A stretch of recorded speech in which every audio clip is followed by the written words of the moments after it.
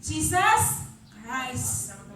So, dili kita ang naghimo og matarong or dili kita ang nagpatarong sa ato ang kagalingon, kundi pinaagi sa atong pagtuo og si Jesus Christ mo'y naghimo og matarong dinhi sa ato ang kinabuhi. So, kuha na nato. So, buot pasabot in good works, dili siya mao ang tulay para makaadto ta kang Jesus Christ, no? Para mahiuli ang relasyon nato sa Dios. Ikaduha na yung siya diri education. So pag-edukar. Oh, kaya ang tao bitaw maningkamot sab, no? Sa pag-edukar. Oh, kay kaniadto bitaw, no?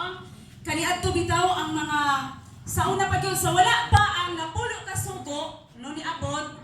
Ang mga tao kaniadto di siya educated, no? Grabe sila ka mga kanang wala gyud sila alamang kumbaga, no?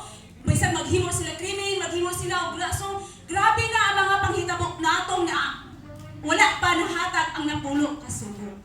So gihatag ang napulo ka sugo sa panahon nga grabe na ang mga kagubot kay aron nga pinaagi sa balaod maminus-minusan, no? Kaila nila.